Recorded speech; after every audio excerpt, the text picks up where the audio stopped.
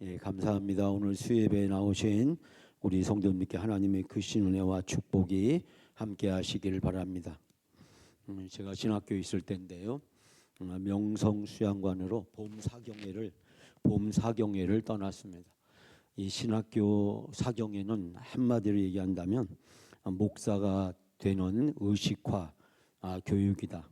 제가 처음 신학교 교수로 부임해서 첫 번째 사경회가 소망수양관이 있었는데 그때 2박 3일 동안 모든 메시지가 그리고 모든 프로그램이 어디에 초점을 맞춰져 있다면 여러분은 목사가 될 사람이고 여러분은 사명자가 될 사람이고 하나님께서 여러분의 소명을 주어서 불렀기 때문에 하나부터 열까지 2박 3일 동안 이루어지는 모든 프로그램, 모든 강사들, 목사든 교수든 아니면 외부에서 오던 문화사역자 또는 복음성가 가수까지도 다 똑같은 말, 여러분은 목사다. 목사가 될 사람이다. 목사로서 어떠한 생각과 의식을 가지고 살아야 되는지 그 교육이었습니다. 그래서 제가 뭘 만들었냐면요. 중보기도대라는 걸 만들었어요.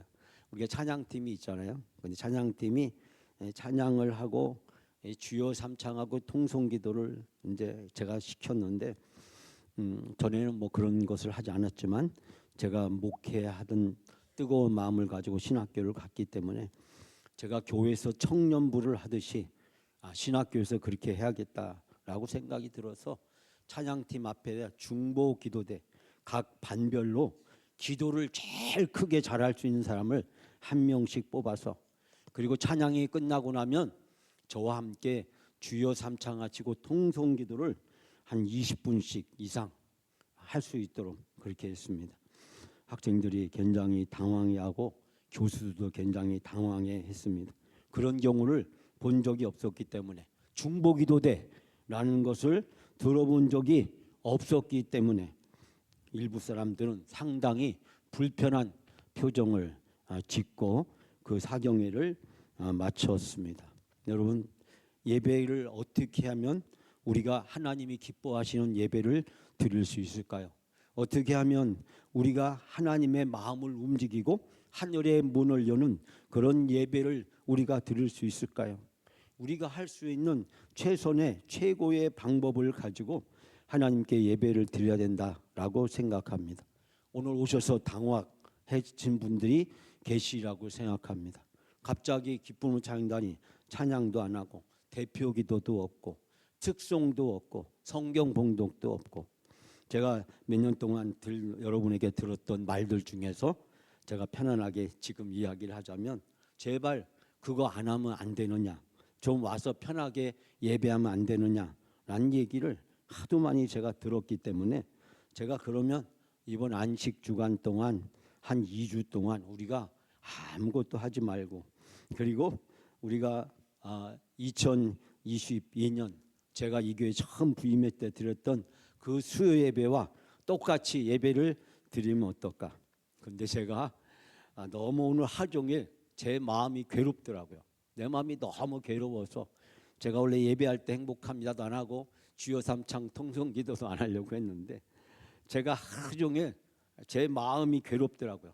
이 성령께서 하루 종일 말씀을 붙들고 씨름하는 저에게 굉장히 저를 힘들고 불편하고 괴롭게 하시더라고요. 너 갑자기 왜 그러냐? 그렇게 해서 예배가 되겠느냐? 지금까지 예배 드린 네 모습과 너무 다르지 않느냐? 라는 말을 하루 종일 저한테 질문을 던져오셔서 그럼요, 제가 예배할 때 행복합니다는 하고 그리고 1절 반복도 한번 하고 후렴 반복도 한번 하고 그리고 주여 삼창하고 통성기도도 하도록 하겠습니다. 그래서 제가 성령님과 타협책으로 오늘 예배 순서를 제가 컴백 2022년으로 하려다가 그렇게 하지는 못했습니다. 여러분, 제가 주보에다 광고를 하나 냈는데 여러분이 그 광고를 보셨는지 모르겠어요. 우리 주일 오후 예배, 수요 예배, 새벽 예배를 활성화시킬 수 있는 방안이 있으면 어떤 방안이 있을까? 그 방안을 저에게 카톡으로 제안해 달라. 한 분이 저한테 제안을 해주셨습니다. 너무 그분에게 감사하고 고맙습니다. 제가 이 시간 장황하게 말씀을 드리는 것은 여러분에게 제안을 해달라는 말씀이고, 또 제가 오늘 설교를 정해진 시간에 마쳐야 되는데 설교를 짧게 준비했기 때문에 제가 앞에서 이 부분을 말씀드렸습니다. 어떻게 하면 우리 영광의 예배가 주일 오전 예배, 오후 예배, 수요 예배, 새벽 예배를 우리가 뜨겁게 간절하게 은혜롭게 하나님 앞에 드릴 수 있을까요? 여러분이 여러분의 관점에서 여러분의 시각에서 창의적인 방법과 제안들을 해 주실 것을 부탁드립니다. 여러분, 제가 지난 새벽 기간 동안에도 말씀드렸지만 한국 사람들은 어떤 작은 일에도 감정적으로 아주 반응하는 경우가 참 많습니다. 여름이 되면 날씨가 덥고 또 장마철이 오게 되면 불쾌지수가 높아지고 하는 일마다 짜증나기가 마련이고, 또 우리가 쉽게 우리의 감정을 드러내는 경우가 참 많습니다. 어느 교회 아주 완벽한 성향을 가진 여전도의 회장님이 계셨습니다. 우리 영광교회가 아니고 어떤 교회입니다. 그런데 이분의 성격이 불같아서 자기의 뜻대로 되지 않으면 주변 사람들에게 버럭 화를 내곤 했습니다. 어느 날 목사님이 부르셔서 조용히 그 회장님과 대화를 함께 나누었습니다. 회장님, 화가 날 때마다 마음속으로 예수님이라면 어떻게 하셨을까 딱 3번만 생각하고 말하세요. 화가 날 때, 참을 수 없을 때, 견딜 수 없을 때, 그때 예수님이라면 이 상황에서 어떻게 하셨을까? 1번, 2번, 3번, 그리고 나서 말씀을 하셨으면 참 좋겠습니다. 근데 다음 주일날 그 교회는 여돈도 회실이 있었는가 봐요. 여돈도 회실에서 큰 소리가 나더니 아니 회장님이 방을 박차고 나왔습니다. 목사님이 깜짝 놀라서 그 회장님에게 물었습니다. 아니 제가 회장님께 말씀드렸잖아요. 3번 생각하시라고. 제가 말씀드린 대로 3번 생각 안 하셨어요? 그러자 그 회장님이 씩씩거리면서 이렇게 대답했답니다. 목사님, 제가 눈을 딱 감고 예수님이라면 어떻게 하셨을까? 1번, 2번, 3번 생각했거든요. 근데 아무리 생각해도 예수님이 고난주간 앞두고 예루살렘 성에 입성하셨을 때 채찍을 들고 상을 엎으셨잖아요. 오늘 제가 예수님 대신 상 엎고 나왔습니다 라고 이야기했답니다. 뭐 우스갯소리로 누군가가 만들어내는 이야기일 거라고 생각이 듭니다. 그런데 사실 우리가 그렇습니다. 은혜를 구하면서도 화가 날 때 하나님 이름까지 빌려와서 우리의 분노를 정당하는 경우가 얼마나 많습니까? 이것은 거룩한 분노야. 이것은 화낼 만한 상황이야.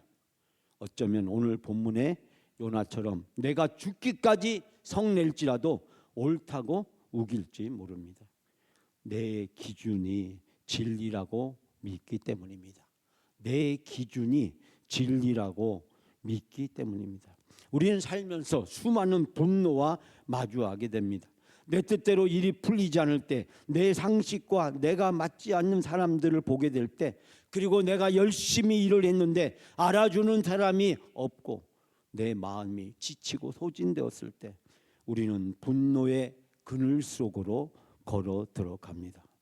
사랑하는 여러분, 오늘 성경의 말씀에 나오는 요나가 딱 그런 사람이었습니다. 요나는 지금 머리끝까지 화가 나 있었습니다. 왜요? 하나님이 저 원수 같은 느느웨 백성들을 용서해 주셨기 때문입니다. 요나는 시시거리면서 성읍 동쪽에 초막을 짓습니다. 그리고 그늘 아래 앉아 있습니다. 그리고 니느웨가 망하나 안 망하나 두 눈을 똑똑히 뜨고 두고 보고 있었습니다. 오늘 우리는 이 요나의 모습을 통해서 우리 자신의 모습을 발견하게 됩니다. 사랑하는 여러분, 우리가 분노를 넘어서 하나님의 평안이 우리의 삶에서 채워지는 영적 비밀은 무엇일까요? 첫 번째로 내 뜻을 고집할 때 분노의 그늘이 생깁니다. 내 뜻을 고집할 때 분노의 그늘이 생깁니다. 오늘 1절 말씀 보니까 요나가 매우 싫어하고 성을 내었다라고 이야기를 합니다. 그리고 하나님께 기도하는데 그 기도의 내용이 평소에 하던 기도의 내용과 전혀 다른 기도였습니다. 그러면서 요나는 하나님을 빗대어서 이야기를 합니다. 그리고 마지막 3절에 하나 여호와여 원하건대 이제 내 생명을 거두어 가소서. 사는 것보다 죽는 것이 내게 낫겠습니다. 주님, 이제 제발 내 목숨을 나에게서 거두어 주십시오. 내가 이렇게 사나니 차라리 죽는 것이 더 낫겠습니다. 여러분, 분노는 언제 생깁니까? 내 뜻과 내 기준을 절대적인 것으로 고집할 때 생깁니다. 내 뜻과 내 기준을 절대적인 것으로 고집할 때 생깁니다. 오늘 1절 말씀에 요나가 성내고 분낸 것은 하나님의 처사가 마음에 들지 않았기 때문입니다. 느느웨는 이스라엘을 괴롭힌 악독한 원수의 나라였습니다. 여러분 알다시피 721년 북왕국 이스라엘을 멸망시켰을 뿐만 아니라 많은 이스라엘 백성들을 죽음으로 몰아가는 고통을 주던 그런 나라였습니다. 요나의 관점에서 저 니느웨는 당연히 불의 심판을 받아서 망해야 시원한데 하나님은 그들의 회개를 보시고 재앙을 거두어 들이시니 화가 머리끝까지 치밀어 올랐습니다. 그래서 요나는 2절에서 하나님께 기도하면서 하나님께 따집니다. 하나님, 이럴 줄 알았습니다. 주님은 은혜로우시며 자비로우시며 노하기를 더디하시며 이내가 크시사 뜻을 돌이켜 재앙을 내리지 아니하시는 하나님인 줄을 내가 알아봤습니다. 여러분, 이 고백은 원래 하나님을 찬양할 때 쓰는 아름다운 말이었습니다. 그런데 요나는 지금 이 귀한 말씀을 하나님을 비꼬고 하나님을 비웃고 하나님을 원망하고 하나님을 조롱하는데 사용하고 있습니다. 왜 쓸데없이 저 원수들에게 자비를 베푸시는 것입니까? 하나님의 처사를 도저히 받아들일 수 없는 요나의 비꼬고 원망하고 삐뚤어진 그리고 투덜거리는 이 말씀은 3절에 와서 내 생명을 거둬달라고, 내가 이런 꼴을 보고 사느니 차라리 내가 죽는 게 더 낫다. 목숨을 담보로 하나님 앞에 때를 씁니다. 여러분, 어느 가정에서 평생 성실하게 직장 생활하다 은퇴하신 아버님이 계셨습니다. 평생 자식을 위해서 헌신하셨으니 얼마나 지쳤겠습니까? 은퇴 후에 집에서 쉬는데 자꾸 가족들에게 화를 내는 겁니다. 리모컨이 제자리에 없다고 화를 내고, 국이 좀 싱겁다고 화를 내고, 가족들에게, 부인에게 사사건건 짜증내고 신경질을 내기 시작했습니다. 참다 못한 부인이 물었습니다. 당신 요즘 왜 그렇게 사사건건 화를 내요? 그러자 그분이 힘없이 이렇게 대답했답니다. 내 마음대로 되는 게 이 집구석에서 하나도 없어서 그래. 내 마음대로 되는 게 이 집구석에서 하나도 없어서 그래. 여러분, 그렇습니다. 우리가 지치게 된 가장 중요한 이유는 내 기준, 내 통제권에 모든 사람을, 그리고 내 인생을 그 기준과 통제권 안에 가두려고 하기 때문입니다. 내 뜻대로 상황이 멈추지 않고 내 기준대로 사람들이 움직여주지 않을 때 분노의 그늘이 짙어집니다. 우리가 일과 삶을 살아가면서 지치고 분노하는 이유는 내 뜻을 하나님 뜻보다 더 위에 두기 때문입니다. 사랑하는 여러분, 이 여름에 내 기준과 내 고집을 내려놓고 하나님의 뜻을 따를 때 하나님이 우리에게 은혜를 부어 주실 줄 믿습니다. 두 번째, 하나님은 환경을 통해서 우리의 좁은 마음을 깨우십니다. 자, 우리가 오늘 말씀 중에서 7절, 8절 7절 8절 다 같이 함께 봉독합니다. 하나님이 벌레를 예비하사 이튿날 새벽에 그 박농꿀을 갉아먹게 하심에 시드니라. 해가 뜰 때 하나님이 뜨거운 동풍을 예비하셨고 해는 요나의 머리에 쪼임에 요나가 혼미하여 스스로 죽기를 구하여 이르되 사는 것이 죽는 것이 내게 나으니이다 하니라. 아멘. 여러분, 하나님은 우리의 상황과 환경을 통해서 우리의 분노를 다루시고 우리를 깨우쳐 주십니다. 하나님은 화가 나 있는 요나에게 내가 성을 내는 것이 과연 옳으냐라고 부드럽게 물어보십니다. 하지만 요나는 하나님의 질문에 대답도 안 하고 성 밖으로 나가버립니다. 그리고 느느웨 성이 어떻게 되는가 보려고 초막을 짓고 그 그늘 아래에서 앉았습니다. 중동 지방의 떼약볕은 상상을 초월합니다. 우리나라로 날씨를 따지자면 거의 4, 50도에 가까운, 그래서 가만히 있기만 해도 진이 빠진 무더위가 한낮의 더위였습니다. 그렇기 때문에 길을 가는 낙내들은 겉옷을 벗어서 그 겉옷을 텐트 삼아서 햇빛을 가리며 걸어갈 정도였고, 아무리 가난하고 아무리 빚을 졌어도 겉옷을 대낮에는 돌려주라고 성경에 나올 정도였습니다. 그런 말씀이 등장하는 배경에는 이 중동의 떼약볕이 상상을 초월할 정도로 너무나도 덥기 때문입니다. 가만히 있어도 견디기가 힘든 그날에 기어코 자기의 눈으로 저 느느웨가 멸망하는 꼴을 두고 봐야 직성이 풀리겠다는 요나의 이 분노하는 심정, 견딜 수 없는 이 마음을 끌어안고 하나님은 보지도 않고 그는 자기의 욕망에 충실하고 분노에 이끌려서 초막을 짓고 그늘 아래 앉습니다. 여러분, 여기서 하나님은 아주 특별한 시각 자료를 하나를 준비하셨습니다. 6절 말씀 보니까 하나님께서 박농쿨을 예비하셔서 요나의 머리 위에 그늘이 지게 하셨다라고 이야기했습니다. 이때 요나가 어떻게 반응하였습니까? 박농쿨로 말미암아 크게 기뻐하였다라고 말씀하고 있습니다. 자기가 마음에 안 든다고 목숨을 끌어달라고 했던 요나가 자기 머리 위에 박농쿨 하나 생겨서 시원해지니까 언제 그랬냐는 듯이 크게 기뻐합니다. 여러분, 이것이 바로 인간의 얄팍한 간사함이고 인간의 욕망입니다. 자기의 작은 것이라도 충족시키는 욕망 앞에서 인간은 얼마나 간사한지 우리는 요나의 모습을 통해서 발견하게 됩니다. 내 영혼의 구원이나 타인의 생명보다도 당장 내 몸 하나 시원하고 편한 것, 내 욕망 작은 것 하나로도 충족되면 그것보다 더 좋을 것이 없다고 생각하는 우리의 적나라한 자화상이 우리는 이 요나의 모습을 통해서 발견하게 됩니다. 하지만 하나님의 교육은 여기서 끝나지 않습니다.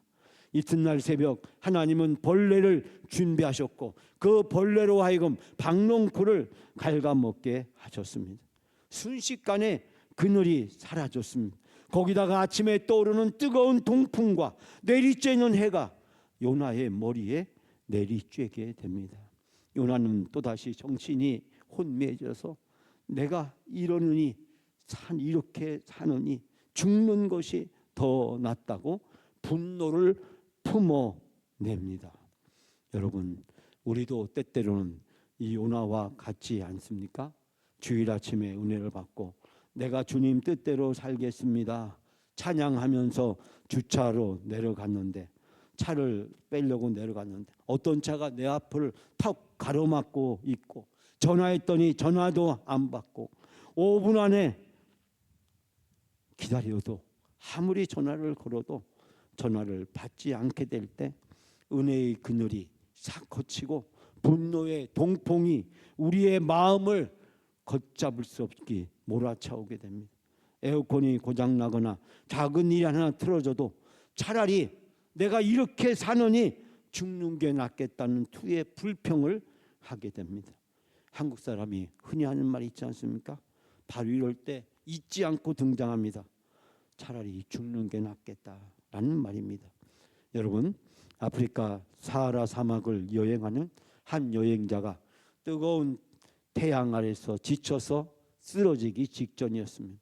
그때 멀리서 커다란 야자수 한 그루와 그 아래 형성된 시원한 그늘을 발견했습니다. 여행자는 온 힘을 다해 그곳에 기어가서 그 그늘 아래 누웠습니다. 이제 살았다. 여기가 바로 천국이구나. 너무나도 좋아서 깊은 단잠에 빠졌습니다. 근데 얼마 시간이 지나지 않아서 여행자는 온몸이 타들어간 듯한 뜨거움을 느껴서 깜짝 놀라 잠을 깼습니다. 분명히 나무 그늘에 누웠는데 눈을 떠보니 떼약볕 한가운데 누워 있었습니다. 나무가 사라진 걸까요? 아니면 신기루였을까요? 태양이 움직이면서 그늘의 위치가 바뀐 것입니다. 여행자는 나무 그늘이 고정되어 있는 줄 알았지만 세상의 그늘은 해의 움직임을 따라 끊임없이 움직이고 사라집니다. 여러분, 요나가 기뻐했던 박농쿨이 바로 이런 것이었습니다. 우리가 이 세상에서 찾는 안식처, 때로는 건강의 그늘, 성공과 명예의 그늘, 돈의 그늘, 가족의 그늘, 친구의 그늘, 우리가 믿고 의지하며 그 안에 있는 것을 너무 행복하게 생각하고 그 안에서 만족을 추구했던 그 그늘들이 우리에게 영원하지 않다는 것입니다. 우리에게 영원한 그늘을 제공해 줄 수 있는 안식처는 이 세상에 그 어떤 것도 없습니다.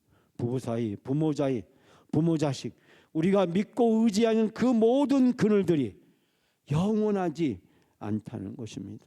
조금만 시간이 지나면 작은 벌레 하나만 찾아오면 순식간에 사라져 버립니다. 영원히 변하지 않는 유일한 그늘은 오직 하나님의 날개 그늘 아래뿐입니다. 여러분, 하나님은 왜 박농쿨을 말리시고 벌레를 보내셨을까요? 요나를 괴롭히기 위한 것이 아니었습니다. 요나가 붙들고 있는 기쁨과 안식의 조건이 얼마나 유한하고 얼마나 부질 없는 것인지를 보여주기 위한 것이었습니다. 박농쿨, 그늘은 영원하지 않습니다. 세상이 주는 그늘은 영원하지 않습니다. 해가 시간만 흘러서 각도만 바뀌어도 작은 발레 한 마리에도 쉽게 무너지게 됩니다.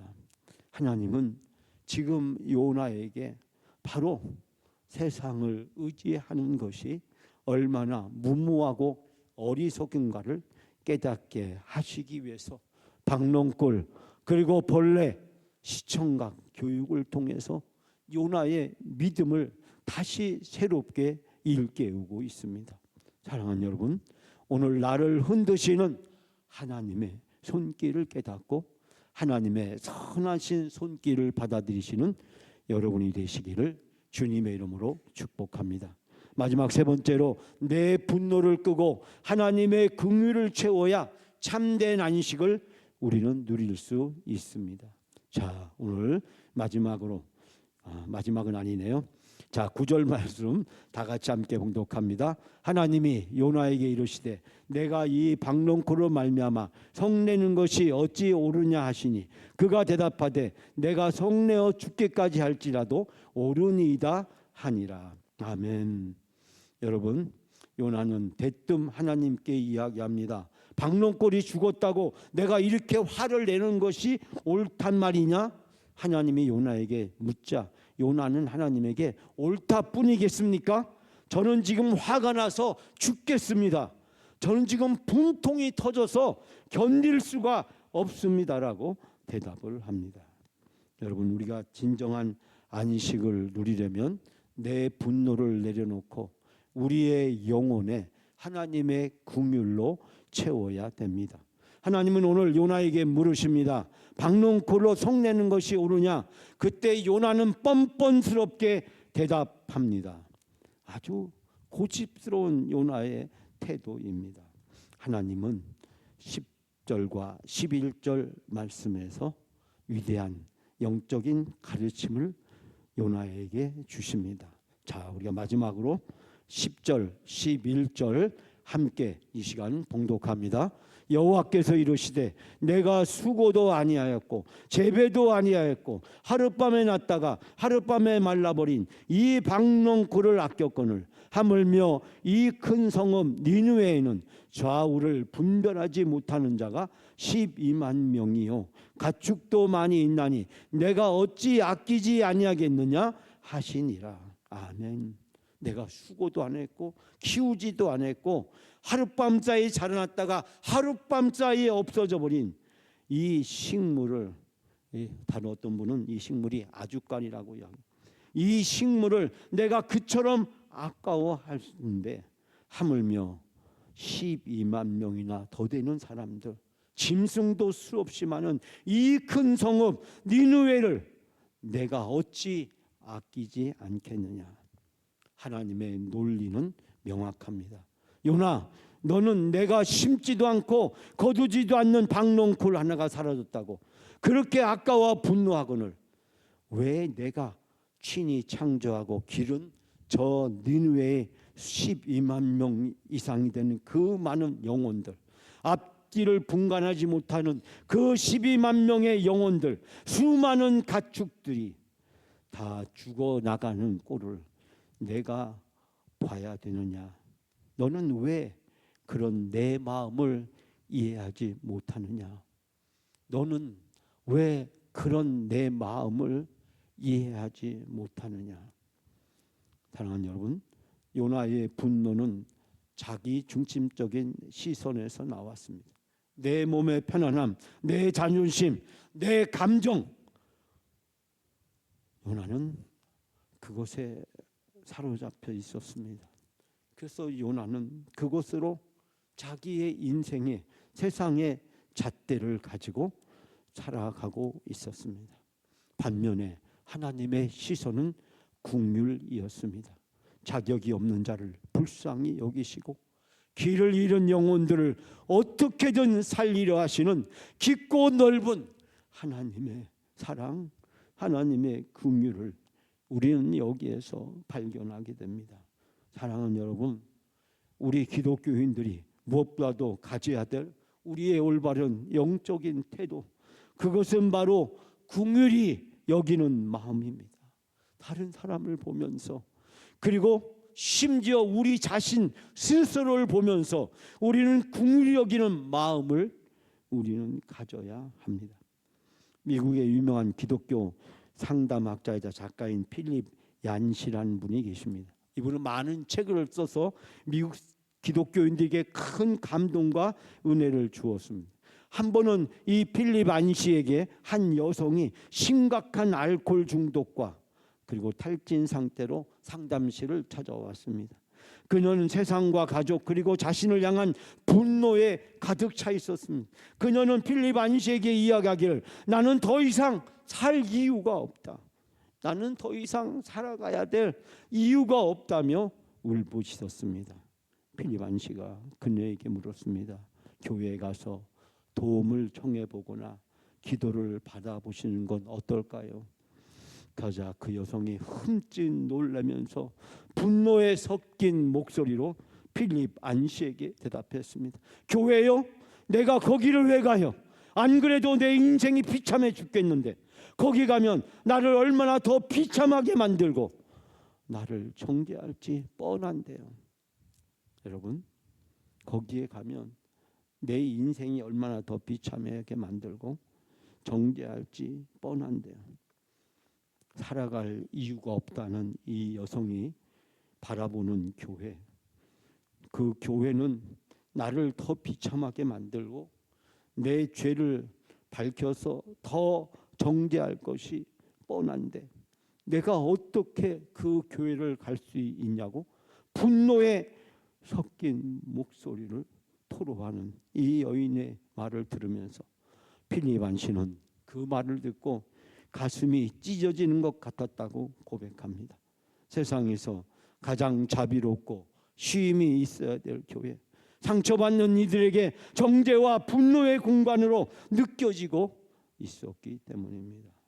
교회가 정죄와 분노의 공간, 세상에서 상처받고 힘들고 지친 영혼들에게 쉼을 주지 못하고 있는 이 안타까운 한 여성의 울부짖음에 필립 안시는 가슴이 찢어지는 고통을 느꼈다라고 이야기합니다. 요나의 마음이 바로 이러했습니다. 요나의 느느웨 백성들을 향해서 너희들은 심판을 받아 마땅할 죄인이라고 정죄의 눈을 가졌습니다. 느느웨의 거리를 다니면서 이 요나는 분노한 목소리로 심판을 외쳤습니다. 요나의 말에는, 요나의 표정에는, 요나의 태도에는 긍휼을 발견할 수가 없었고 분노와 증오만으로 가득 차 있었습니다. 하지만 하나님의 눈은 달랐습니다. 하나님은 죄에 가려서 신음하는 12만 명의 영혼을 보면서 내가 어찌 저들을 아끼지 아니하겠느냐, 긍휼로 눈물을 흘리셨습니다. 사랑하는 여러분, 우리가 2026년 7월, 8월 염광 여름 스톱 멈추고 그리고 다시 채우다라고 하는 주제를 통해서 하나님이 주시는 안식과 평안으로 하늘의 쉼표를, 하나님이 우리 영혼에게 주시는 참된 안식은 무엇일까요? 제가 지난 화요일 날 논산 시골초등학교 교장 선생님 나태주 시인의 한 식구를 소개했습니다. 그 식구의 내용은 뽑으려 하니 모두 잡초였지만 품으려 하니 모두 꽃이었다. 아주 짤막한 식구였습니다. 불꽃 나태주 시인이 뽑으려 하니 모두 잡초였고 품으려 하니 모두 꽃이었다. 불신앙의 눈으로 보면 모든 것이 없애버려야 할 잡초에 불과합니다. 그런데요, 뽑고 또 뽑고 뽑다 보면 마지막에는요, 나 자신까지도 뽑아야 될 대상 잡초가 됩니다. 잡초밭에 사는 인생, 남는 것이 아무것도 없습니다. 심지어 자기 자신까지도 부정하는 결과를 초래하게 됩니다.